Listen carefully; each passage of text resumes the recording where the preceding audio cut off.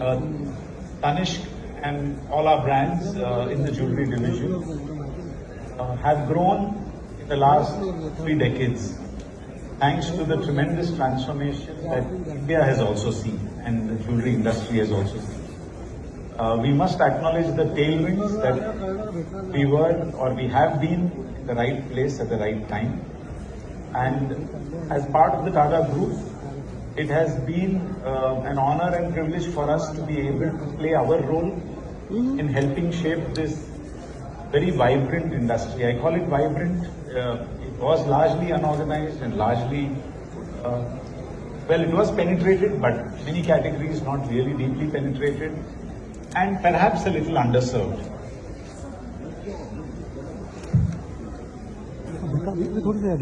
Tanishq had the opportunity to bring about some fundamental change in the way customers buy jewelry and in the way we all make jewelry.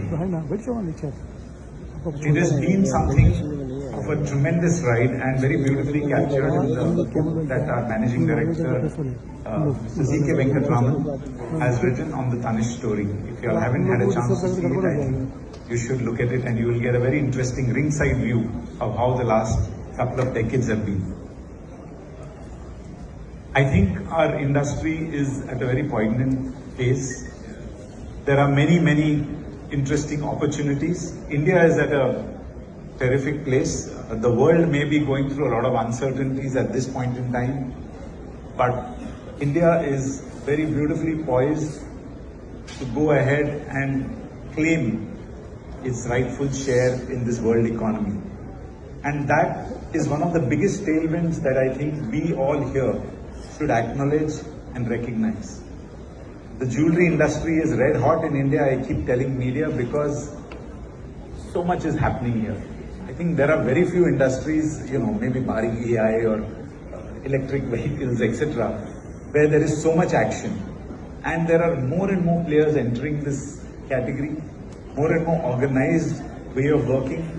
And when I say organized way, it's not just the chains. I have seen in front of me over the last 2 decades how our independent jewelers have upped the game.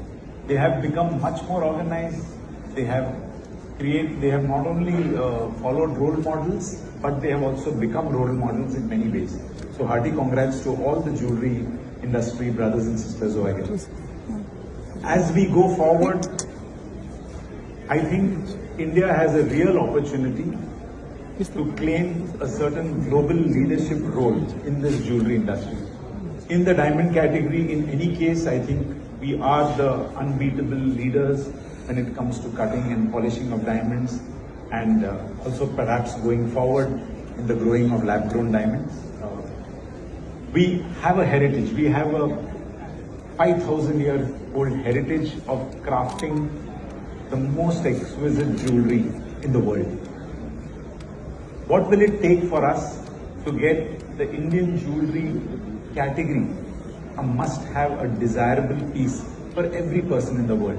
Whether or not they take it or whether or not they get the opportunity to buy it, but can they not aspire for it? Many international jewelry brands have chosen to use themes and inspirations from the deep cultural ethos of India. At Tanishq, we have always celebrated the diverse skill sets that exist. But I must also say that for this industry to move forward, there are 3 or 4 important pieces. First and foremost, we must have pride in what we do and what we can create. And when we have pride, we will be willing to invest the right kind of resources to ensure we have world-class quality and world-class finish. Our designs and inspirations are deep, but somewhere I feel we need to really up the game and become the best in the world. Why can't we be better than Turkey? Why can't we be better than Italy? Why can't we be better than Bangkok or Thailand and wherever else jewelry is? I think that's number one. The second area that is most important for us is how do we create a sustainable business practice, whether it is in manufacturing. Even today, several millions of our karigars work in rather difficult conditions. I know many of you who are progressive here have gone ahead and emulated some of the best practices. We in our own humble way have been able to maybe touch the lives of about 25,000 karigars who work, and we hope that many more we should be able to do, and I'm sure many of us put together can certainly touch the lives of many millions. It is not just the way jewelry is made, not just the way diamonds are cut and polished, but I would say another very important stakeholder is both the customer and the government and the regulatory bodies. How can we ensure that we have the cleanest business practices when it comes to serving the customer, when it comes to being fully transparent and completely following the spirit, not just the letter of the law? A long way has been traveled in the last few years, and many more organized jewelry tailwinds are with us. But I would humbly request all our jewelers, please follow that, because that's the only way that an industry can truly become world class.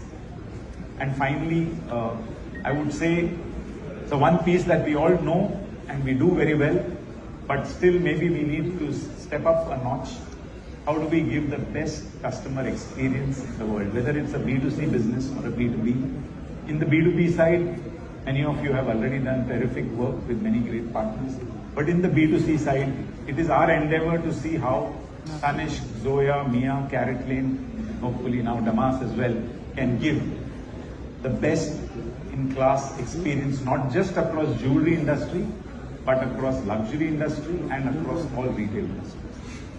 Thank you so much for having me here, and a warm welcome once again to all our dignitaries on the dais, and thank you, JWCC.